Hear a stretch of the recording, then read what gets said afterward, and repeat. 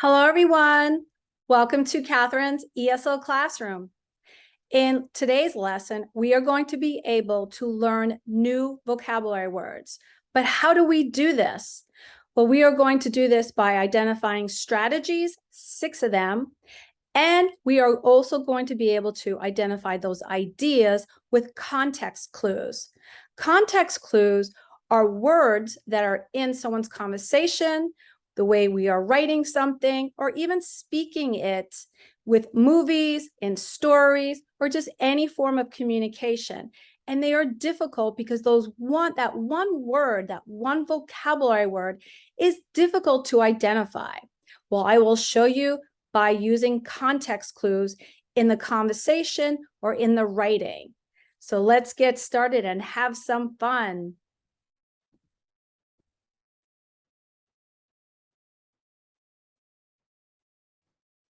So thank you again, everyone, for joining Ms. Catherine's ESL classroom. In today's lesson, how do you learn new vocabulary? Well, we will learn them by using context clues. But first, we will identify those strategies. Okay, so how do you learn new vocabulary? So in these pictures, what do you see? You see someone writing, you see someone speaking or communicating, and you see someone reading. So learning new vocabulary helps us to communicate better. This includes being able to write more clearly, speak more specifically, and read with more understanding or comprehension. Wouldn't that be fantastic?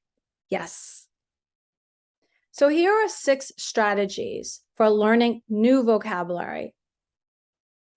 Okay, notice number 1, context clues. That's one of them. Definition. We want to look up the definition in the dictionary. 3, visualize. We need to visualize what it could be.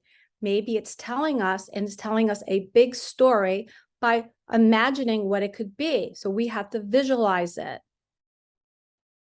4, we have to practice these vocabulary words, how we are using them today, and practice them with your friends, family, or even looking in the mirror. You could also record yourself. 5, you need to use it, just like we spoke before.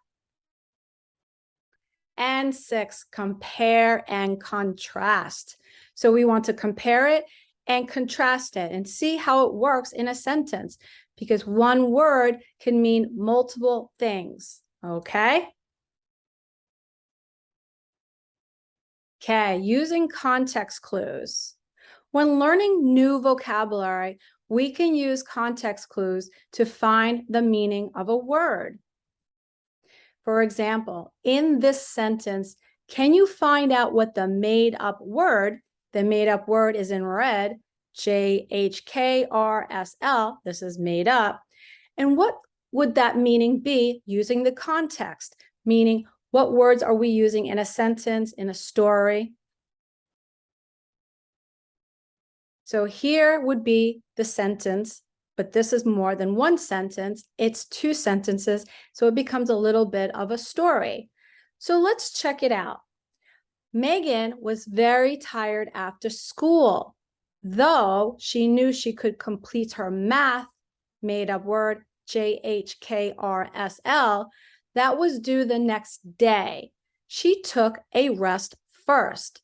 Okay, so I made some of the context clues there. You will notice one of the context clues is school, and the other one is due the next day. So what would the made-up word be?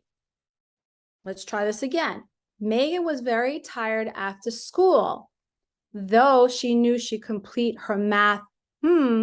That was due the next day. She took a rest first.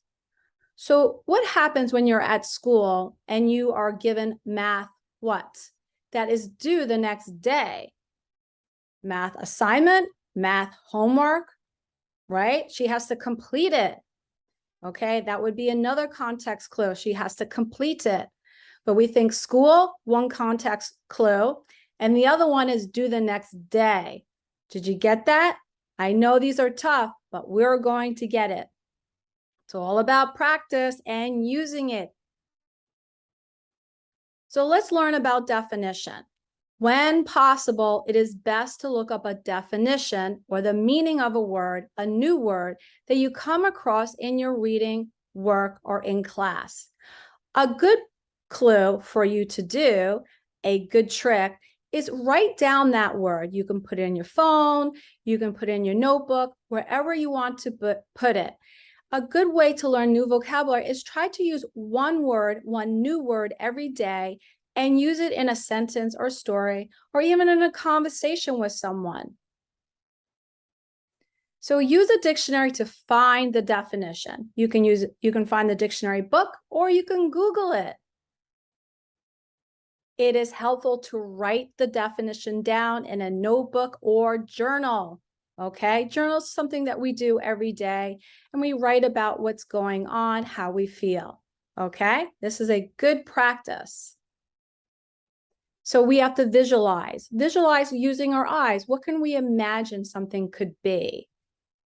Once you know what a new word means, we have to visualize that word, imagine it. For example, if you learn the word ecosystem, you would want to imagine a natural area with living and non-living things. So you can think about when we go to a park and there's a pond, we can think about an aquarium that we go to. That could be a new vocabulary word. What is the definition of aquarium? Okay, well, I'll give you a hint, lots of fish. Okay, so we have to visualize it. We want to have a picture. So a good way to learn a new word is write down not only the meaning of the word, the definition, put down a picture. Okay, good. If you learn the word denominator, what would you visualize? I'll give you a hint. We were talking about math. So that's a new word for some people in English. What is the definition of denominator? And do you have a visualized picture of something? Okay, put it down in the comments. I would love to know about it. Now we have to practice. Practice is a great strategy when learning new words. Practice spelling the word and practice using the word in a sentence. Use. We want to be able to use it. A helpful strategy to learn new words is to use them as much as possible. Try to use the new word when you are speaking. Try to use the new word when you are writing.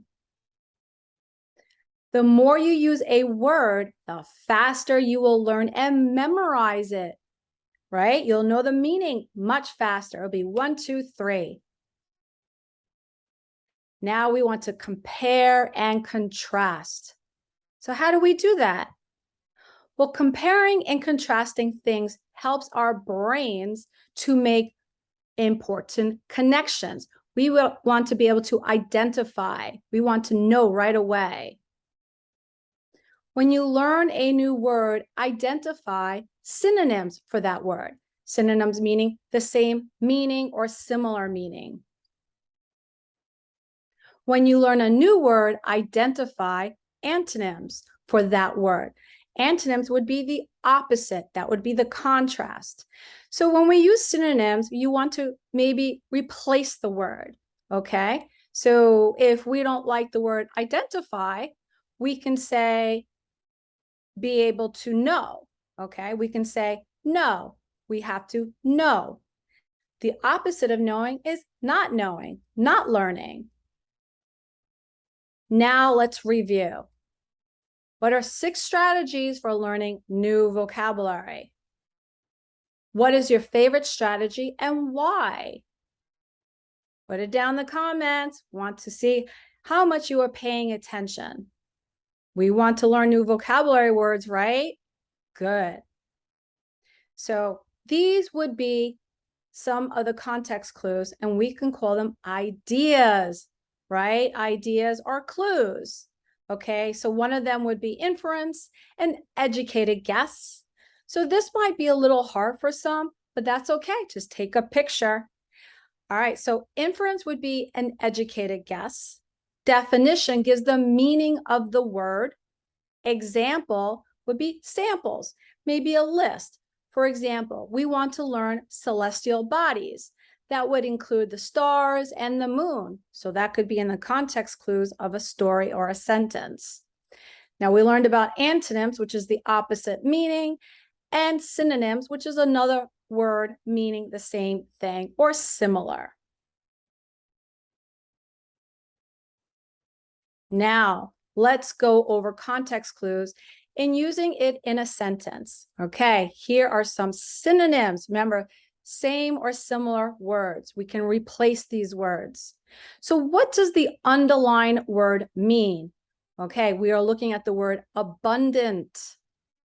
The farmer was pleased that after all his hard work, he had an abundant supply of crops for the season. So what does the underlined word abundant mean? Does it mean bright yellow?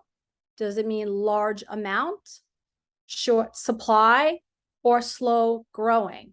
Cat, let's find the context clues. All right, we have farmer, we have crops, and we have the season. Okay, the season usually is the end of summer, usually the harvest time, which is the beginning of the fall. So what happens during, what farmers do? So think about farmer, think about all his hard work, think about his supply of crops for the season.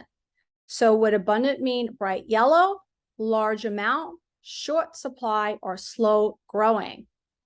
What happens with farmers? Okay, usually, right, abundant would be large amounts. Okay, let's go back. The farmer was pleased that after all his hard work, he had an abundant or a large amount supply of crops for the season. Crops is what they grow. Okay, so we have farmer. He was pleased meaning happy. Okay, so if all these words are still too hard, you have to write them down. Yes, I know it could be a lot of work, but the more we practice them, the more you use them, and the more you share and write them, this would be easier, okay? It becomes easier.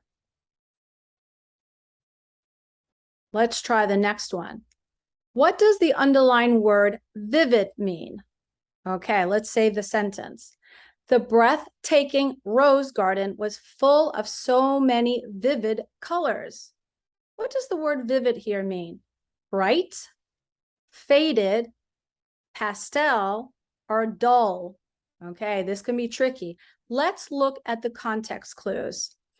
All right, it says breathtaking. That's like, wow. So remember, this is a compound word, breath and taken. When we're like, oh, right, that's breathtaking. So the breathtaking rose garden was full, a lot, of so many vivid colors. So what would this mean? Bright, faded, pastel, or dull? That's right, bright. Okay, so it's bright. A synonym for vivid would be bright. Good job. All right, what does the underlined word quaint mean? Let's try this context. She lived in a small, quaint stone cottage with a white picket fence and butterflies fluttering around. Okay, context words, what would they be here? Lived, small, cottage. What would that be? We have lived, small, and cottage. That's made out of stone. But I would say lived, small, and cottage would be our context words. Okay, so when we look at context words, let's try to remember, we're thinking like a detective. So we want to look at every single word here. All right, so would quaint mean run down, charming, ruined, or ordinary? Okay, now this is getting tricky. So getting more context words, we have lived, small, cottage.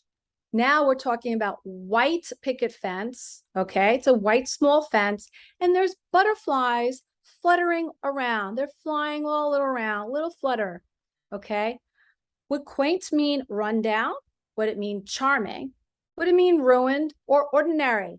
Getting the idea here? Charming, correct. Okay, so quaint here is charming. Good job, everyone. Getting the hang of it? Yes. So what does the underlined word animated mean here? Let's try. The animated puppy quickly ran around the yard chasing his tennis ball. All right, so think of a very happy puppy here. Let's look at the context clues. What are the other words here? All right, we have puppy. He's running around quickly around the yard, and he's chasing his tennis ball. So would animated mean here? Exhausted, concerned, worried, or excited? What would this be? Excited. Good job, everyone. All right. I don't know if you heard in the background, but you heard Betty Boop getting excited. She got animated. Okay. All right. So what does the underlined word mean here? Leisurely. The word leisurely. On his vacation, Daniel chose to take a leisurely stroll along the beach, searching for seashells and taking pictures of the waves. Okay, so let's look at the context clues. Let's play our little detective. All right, we have vacation. He chose, Daniel chose, okay? He wanted to do it. So we have vacation. Daniel chose, he's doing it, and he's taking a stroll. Okay, we're not sure what leisurely means yet, along the beach, searching, looking for seashells, and taking pictures of the waves. So we're saying he takes a leisurely stroll. Would this be quick stroll, expensive stroll, relaxed stroll, or late at night stroll? Okay, look at the context clues again. We have vacation. Daniel chose, he's taking it. He's taking a stroll along the beach, a walk, searching for seashells and taking pictures of the waves. Leisurely would mean relaxed. Good job. Okay. So Daniel chose to take a relaxed stroll along the beach. Good job. Now, what does the underlined word immense mean? Okay, let's look at the context clues. First, let's say the sentence. The students worked for 3 years to raise funds for the immense cost of building a new gym. Would immense mean compact, extremely large, difficult, or bright? Okay, so let's look at some of the context clues here in this sentence. We have students worked for 3 years to raise funds, which is money, for the immense cost of building a new gym. Looks like a lot of clues here. Students worked 3 years to raise money, funds, for the blank cost of building a new gym. So would immense cost mean compact, extremely large, difficult, or bright? Who chose extremely large? Correct. Okay, so immense cost would be extremely large cost. Great job. All right, so what does the underlined word exuberant mean? Okay, let's talk about this teacher. The exuberant teacher greeted her students with a smile and a hug at the door. Okay, would exuberant mean joyful, angry, fearful, or tall? This might be a little bit easier for you. Exuberant teacher, what would this be? Joyful, angry, fearful, or tall? Did you identify the context clues? Okay, so we have teacher, greeted, saying hello with a smile, saying hi, and a hug. Wow. What kind of teacher would that be? That's right, joyful. Good job. The exuberant teacher, the joyful teacher, greeted her students with a smile and a hug at the door. Great. So what does the underlined word grimy mean? Okay, let's say the sentence. The grimy dishes were difficult to wash after dinner. Would grimy mean clean, glass, dirty, or large? Now, don't just look at the photo. Look at the context clues. Look at the words in the sentence. Okay, we have dishes and we have difficult to wash after dinner. Now, if dishes are difficult to wash, what kind of dishes would they be? Clean, glass, dirty, or large? That's right, dirty. Dirty dishes, grimy dishes, okay? When we say grimy, it just means they're sticky and they're not fun to wash. They're more than dirty. They're like the bad dirty. Okay, so what does the underlined word phenomenal mean? This is a tough word to pronounce. Let's just say this together. Phenomenal, phenomenal, phenomenal. Good job. Now let's say the sentence together. The singer won first place in the talent contest with her phenomenal performance. Okay, let's look at the context clues. We have singer. She won first place in the talent contest. Okay, so what kind of performance would this be? A slow performance, a boring performance, awful performance, or extraordinary?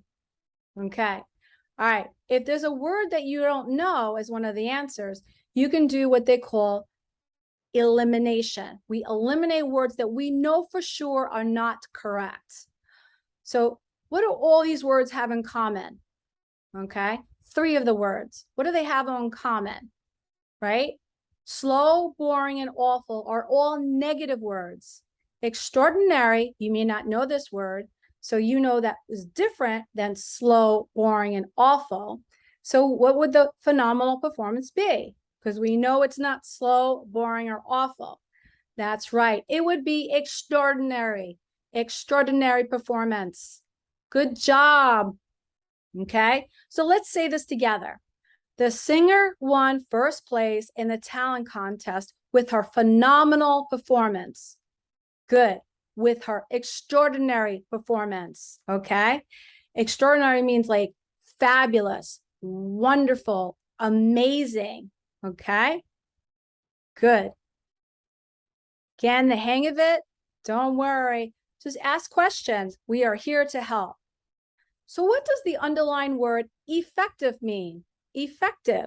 Now we can say effective or we can say effective. If we want to stress that word, we would say effective. Okay, so you choose how you want to say it. Sean found that most effective way for him to complete his homework quickly was to work alone in his room with no TV or music as distractions.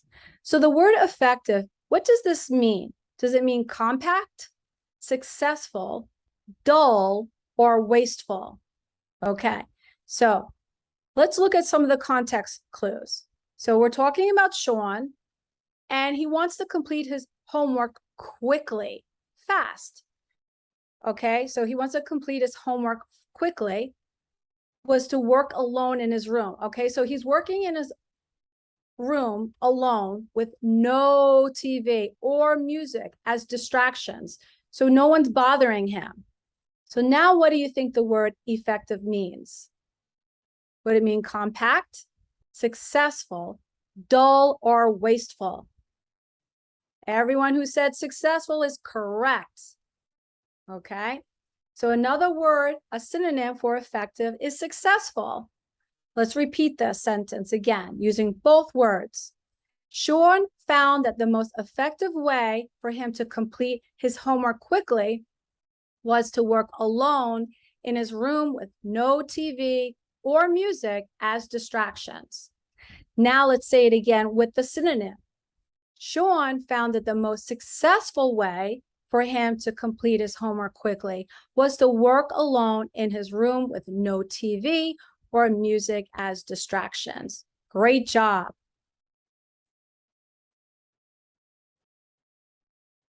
Okay, everyone. How do you think you did? So let me know what you learned about context clues and how to improve your vocabulary and the 6 strategies. So the context clues are the biggest one and learning new vocabulary words. So thank you again, everyone, for joining Ms. Catherine's ESL classroom on learning and improving vocabulary and using the dictionary, using it in practice context clues. All right, everyone. Super excited for everyone. Have a wonderful day. And until next time, bye.